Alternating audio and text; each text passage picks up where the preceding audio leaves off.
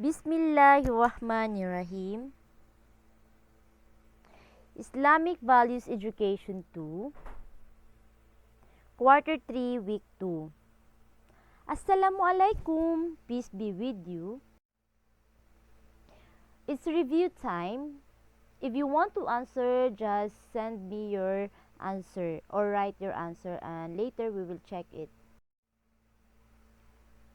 Who is our last prophet? Prophet Muhammad, peace be upon him, is our last prophet.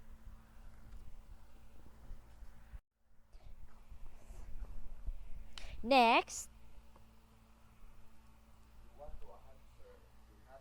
word search. Direction. Find the word Muhammad, Amina, Abdul Muttalib, Medina, Abu Talib, and Makkah. If you want to answer, just raise your hands, no? Or just send your answer. Okay, someone sending their answer. Very good. Let's see if your answer is correct. Muhammad, very good. Next, Amina, very good. You got a correct answer. Next, Abdul Muttalib. Next, Medina. Next, Abu Talib. Next, Makkah. Very good. Perfect score. Today, our lesson is all about Prophet Muhammad, peace be upon him, as an orphan. Allah commands respect and kindness towards parents. It is compulsory on every Muslim to show goodness and mercy to his parents throughout their lives. Respect is compulsory even to parents who are not Muslims. Children must obey their parents in all that is good and righteous. Parents who ask their children to worship other besides Allah or to commit any evil act must not be obeyed.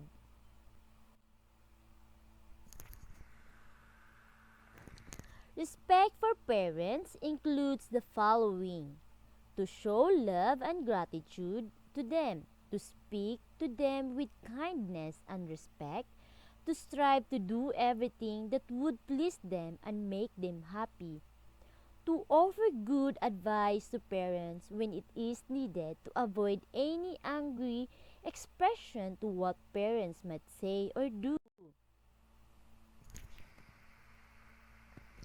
to refrain from disobeying them, for this is one of the major sins in Islam together with the sin of shirk. To avoid saying disrespectful things about the parents of others because they in turn might be disrespectful to your parents. To look after their needs, especially when they become old and cannot properly look after themselves, to continue to pray for them and ask Allah to forgive them even after they have died.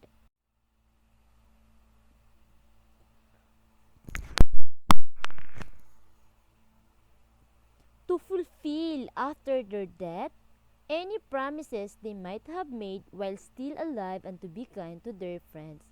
A child must be especially kind and gentle towards his mother and show gratitude to her for giving birth to him and caring for him while he was still a helpless baby.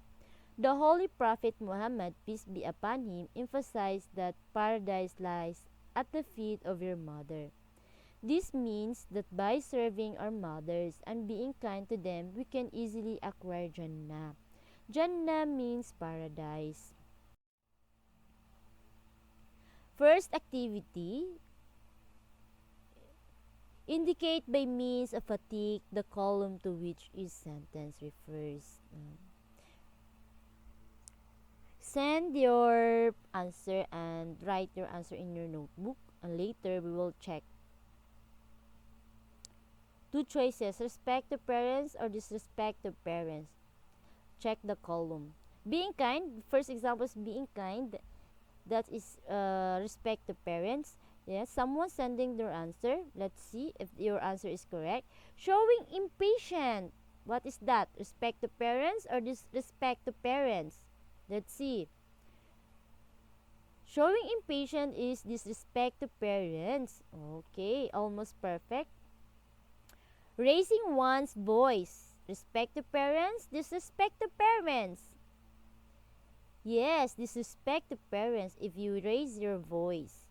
That's showing that this is you disrespect your parents. Next, being loving and grateful. Respect the parents. Being loving and grateful to your parents. That show that is you respect your parents. Speaking harshly. Disrespect the parents. Making them sad. Disrespect to parents. Ignoring them. Disrespect to parents. Fulfilling their needs. Respect the parents. Good job, kids! Let's forward to activity number 2, matching type. Match the first column to the second column. Amina, Abdullah, Abdul Muttalib, the Quraysh, Salima, and Abu Talib. This one, if you want to answer, just send your answer. Okay, someone sending their answer. Let's check if your answer is correct. Amina? Yes, the Prophet's mother. Very good. Check. Abdullah, the Prophet's father. Abdul Muttalib, the Prophet's grandfather. Quraysh, the Prophet's tribe. Next, Halima, the Prophet's wet nurse. The last one is Abu Talib. Yes, the Prophet's uncle. Excellent, kid! Prophet Muhammad, peace be upon him, as an orphan. Who wants to answer? Okay, no one? Okay, I will read the story. Muhammad, peace be upon him, returned to live with his mother in Mecca when he was 4 years old. 2 years later, Amina decided to take her son to visit his uncles in Yathrib. They stayed in Yathrib for a month, and Muhammad, peace be upon him, enjoyed the visit his cousin. The climate there was very pleasant, and he learned how to swim. He also learned how to fly a kite. However, on their way back to Mecca, Amina became ill and died. She was buried in a place called Al-Abwa. It was between Medina and Mecca. Muhammad, peace be upon him, returned sadly to Mecca. He was with his grandfather Abdul Muttalib and Ayman, his mother's maid. He was 6 years old then. He had already lost both his parents when he became an orphan. His grandfather, who loved him dearly, adopted him. He kept the young Muhammad, peace be upon him, by his side at all times. It was the custom of Abdul Muttalib to sit on a blanket near the Kaaba. There he was always surrounded by people who would come to speak to him. No one was allowed to sit on the blanket with him except his grandson. Muhammad, peace be upon him, this shows how close they were. Many times, Abdul Muttalib was heard saying, "This boy will be very important one day."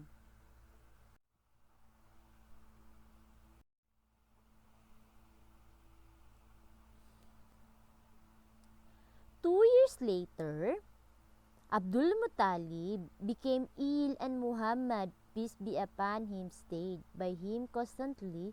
He told his son Abu Talib to adopt Muhammad, peace be upon him, after his death. Abu Talib obeyed his father. He had many children of his own, but Muhammad, peace be upon him, immediately became part of his family. He even became the favorite child. Next, activity number 3. Describe how Abdul Muttalib and Abu Talib loved Prophet Muhammad, peace be upon him. Write the things they did to show their love for him. Love for the Prophet. Someone sending their answer. Let's see. Love for the Prophet, peace be upon him, by Abdul Muttalib. He kept the young Muhammad, peace be upon him, by his side at all times, and Muhammad, peace be upon him, is the only one allowed to sit on the blanket with him. Muhammad, peace be upon him, is the only one allowed to sit on the blanket with him. Abu Talib shows her love for the Prophet by Muhammad, peace be upon him, became the favorite child. Next activity number 4. How do you treat the member of your family? Check the appropriate column to describe your attitude towards them. Okay, I will give you 3 minutes to answer this one and send your answer to me. Okay, someone sending their answer. Okay, number 1, I share my food with my brothers and sisters. Yes or no? Yes, very good. I love my cousins who lives with us. I love my own brothers and sisters. Yes or no? Yes, very good. I respect my father and mother. I say nice things to my brothers. Yes or no? Yes, very good. I get jealous when my mother takes care of my sick brother and sister. Yes or no? No, you should not jealous when your mother take care of your sick brother and sister. Last one is, I'm very proud that I am the favorite child. No, don't be very proud that you are the favorite child.